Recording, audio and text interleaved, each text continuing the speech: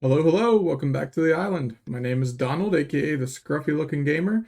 We have several cards to talk about today to wrap up week 2, so let's jump on in.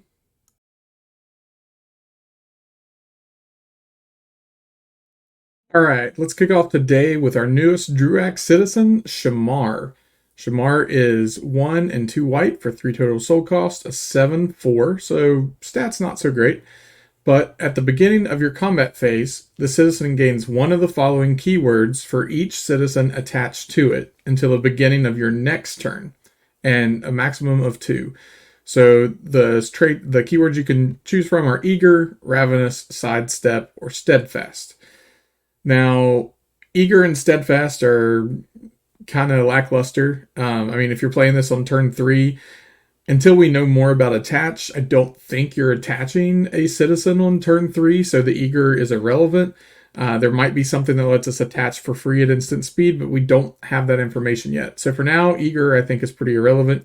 Steadfast isn't great. You're only 4 defense. I seriously doubt that you're defending with this after you attack, so that's kind of irrelevant. However, ravenous and sidestep, not irrelevant. Sidestep is almost unblockable in most cases. Ravenous destroying 2 11-year cards with 1 attack is huge. If you have not played with Ravenous citizens before, they are a huge game changer. And most of the time, the problem with Ravenous is they just can't get through. But if you pair Ravenous and Sidestep together, that's pretty brutal. So I really think that Shamar is going to be one of the key players in the Druac deck.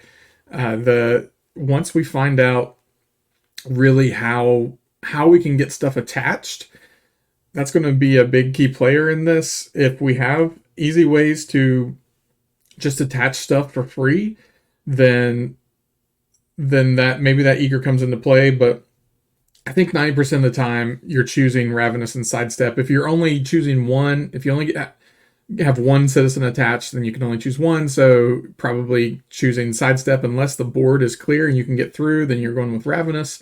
Either way, it's a lot of options on this citizen. So I really think that this is going to be one of the key components of that deck moving forward. Next, we have Dahlia, returning character, Witch of the Wood. And Dahlia is a 7/5 for 2 total soul costs, 1 and a hybrid green-black. And when Dahlia dies, each player sacrifices a citizen. So this is a good attacker for 2 soul because with 7 power, you're going to get through a lot of things early in the game. And they're incentivized to not want to block you because if they block, they're going to have to sacrifice a citizen probably in addition to whatever citizen they blocked with that also died. So it's going to be kind of wiping the board. Now, note that you have to, each player sacks a citizen, so you also have to sacrifice a citizen that's not Dahlia. So when Dahlia dies, you sacrifice an additional citizen.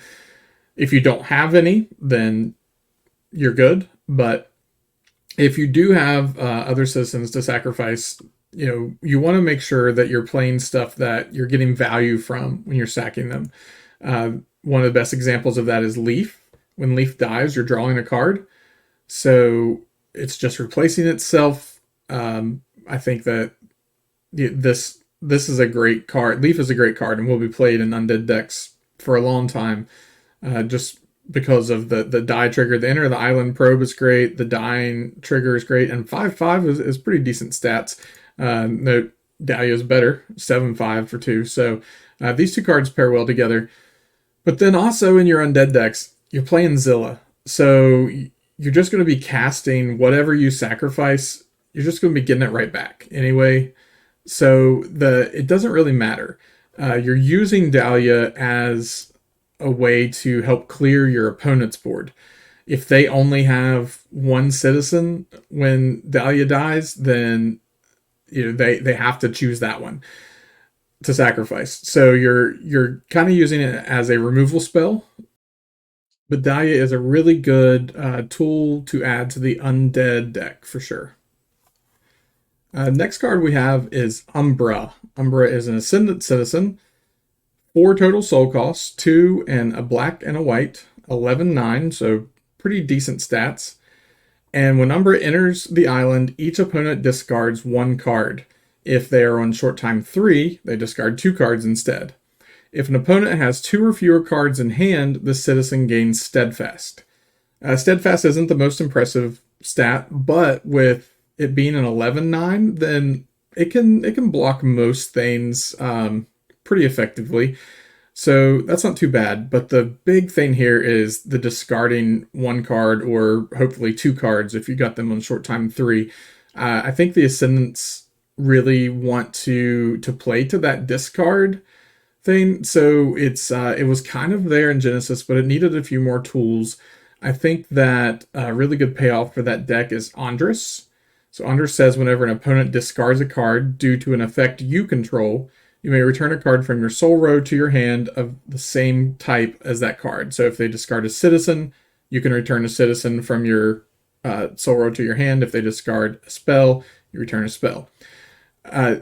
It's important to note that if you're trying to ramp up and get to turn 5 to cast your Dukraka or to cast your Osiris, or turn 6 to cast your Dukraka, then maybe you don't want to be returning stuff. But it's a good value engine to be able to drop something in Soul early and then be able to get it back later. Also important to note that this plays well with Coco if you want to go that route. But I don't think that Andres and Umbra fit into the Coco deck. We'll have to see how that plays out. But I think that the decks are trying to go 2 different directions. I think a cool discard deck would be like Andres on turn 2, and then on turn 3 you're dropping Felicity. So when Felicity attacks, they're discarding a card, and that doesn't matter if she destroys an 11-year card or what. If she's blocked, it doesn't matter. They still have to discard just on her attack trigger. So on turn 4, when you're attacking with Felicity, they're discarding a card. Then you play Umbra, they're discarding at least 1 other card, maybe 2, depending on what you've done earlier in the game.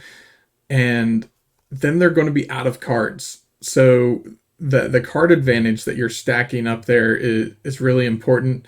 It'll make a big difference in the later game. I think a card that would be a really cool payoff for that is Zagan. Zagan's kind of right now is a big risk. He is eager, which is awesome. Comes down on turn 3, and eager can attack immediately. But when he enters the island, target opponent may put a citizen with total soul cost 2 or less from their hand onto the island. That happens more often than you think, that they're always going to have a citizen to put in for free. It's not good. You don't want that happening. But if you've Felicity'd and Umbred and got all those cards out of their hand, they don't have anything to put down. So then Zagan's just a free 3 mana, 3 soul, eager citizen with pretty decent stats. A 9/11. Yeah, that's pretty respectable. So I think that this deck is shaping up to be pretty fun. And our last spoiler for today, Forbidden Rendezvous. This is a spell for 1 hybrid white or blue, and it says engage target citizen and draw 1. This card is going to shake up things a little bit, I think. The white-blue aggro list has not got anything really from Wicked Prophecy, so I think this slots right into that deck. One of the things that deck struggles with is being able to finish in the late game because your opponent just has bigger blockers at that point. But if you can, for 1 soul cost, if you can tap their stuff down and then you can get through, not only that, it replaces itself. I mean, you're drawing a card for free, basically. You're getting to tap something down and draw a card with 1 by paying 1. That's phenomenal. This card is going to be great in that deck. But I am looking forward to this for a different reason. There is a list I've been working on that I'm really enjoying playing right now, and that is a mono blue tempo list, and it really centers around this card, Eros. Arrow says whenever a citizen you control destroys an 11-year card, you may return arrows to your hand. If you do, return target citizen to its owner's hand. So the deck focuses on just tempo plays, keeping stuff off their board. When they try and play something, you can counter it, or you bounce it back to their hand and they got to pay for it all over again. Really fun list. And this card is going to be an all-star that I think that the deck really needed. It was missing something, and I think this is it. So if you'd like to see that list, I'd be happy to do a deck tech on it. Let me know in the comments, and if I get enough people that want to see it, then we'll put that together and make a video for that mono blue tempo list. That's all the spoilers we have for today. Next week's spoilers are set to kick off with the official release date of Wicked Prophecy, so you definitely don't want to miss that. Make sure to hit that subscribe button so you never miss a video, and until next time, see you on the island.